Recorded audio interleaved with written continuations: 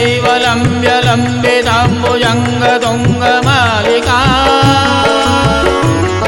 डमड्डमड्डमड्डमड्डमर्निनादमड्डमर्वयं चकार चण्डताण्डवं तनोतु नः शिवः शिवम् जटाकटाहसप्रभ्रमण्यलिम्बनिर्झरी विलोलवीचि वल्लरी विराजमानमूर्धने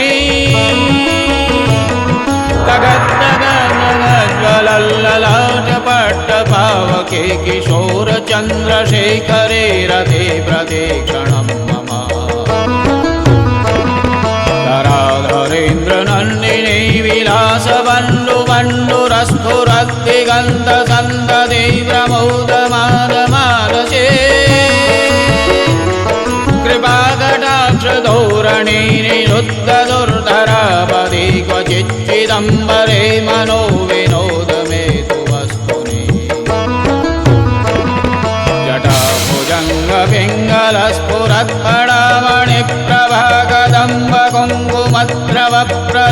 जटाभुजङ्गपिङ्गलस्फुरत्फलामणिप्रभाकदम्बकुङ्कुमद्रवप्रलिप्तदिग्वधूमुखे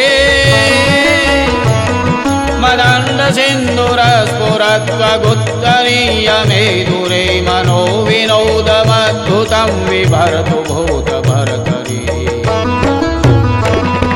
सहस्रलोचनप्रव्रज्य शेषलेखशेखर प्रसूनधूलिधोरणी विधूसराङ्घ्रिपीठभू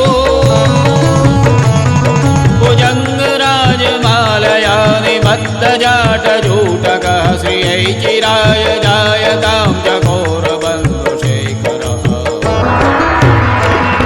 ललाटचत्वरज्ज्वलधनञ्जया स्फुलिङ्गभानिपीठपञ्चसायकं नमन्निलिम्बनायकम् सुधामयोखलेखया विराजमानशेखरं महाकपालि सम्पदे शिरोजटालमस्तु नः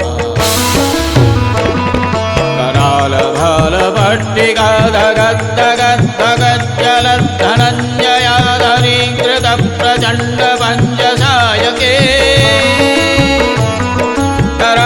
कराधरेन्द्रनन्दिनी कुजाग्रचेत्रपत्रक प्रकल्पनैकशिल्पिनी त्रिलोचने रतिर्मम नवीनमेघमण्डले निरुद्धदुर्धरस्फुरत्पुः निशीतिनी तमः प्रबन्धबन्धुकन्दर निलिम्पनिर्झरीधरस्तनौतु कृत्तिसिन्धुरः कलानिदानबन्धुरः श्रियं जगतुरन्तरः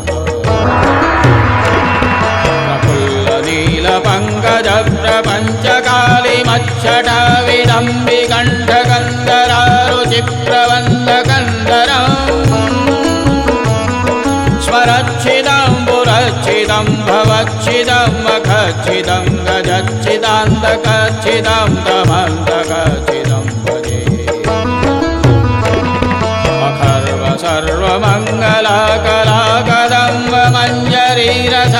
सर्वमङ्गलाकलाकदम्बमञ्जरीरसप्रवाहमाधुरी विजृम्भणामधुव्रतम् स्मरान्तकं पुरान्तकं भवान्तकं मखान्तकं गजान्तकान्तकान्तकं तमन्तकान्तकं भजे जयत्वतप्रविभ्रमा प्रभद्भुजङ्गमस्फुरद्धनद्धगद्विनिर्गमत्करालभालहव्यवा तिमिद्धिमिद्धिमिध्वनं मृदङ्गतुङ्गमङ्गलध्वनिग्रमप्रवर्तित प्रचण्डताण्डवः शिवः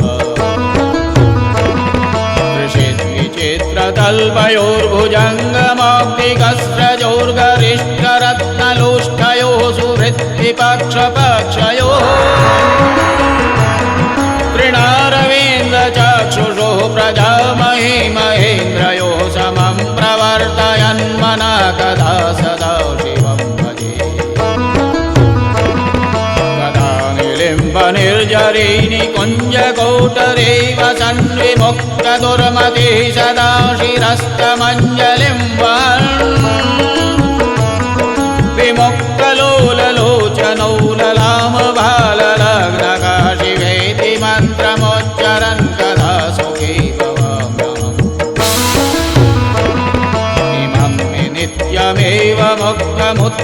नामोत्तमं स्तवन् पठन् स्मरन् ब्रुवन्नरो विशुद्धिमेति सन्ततम्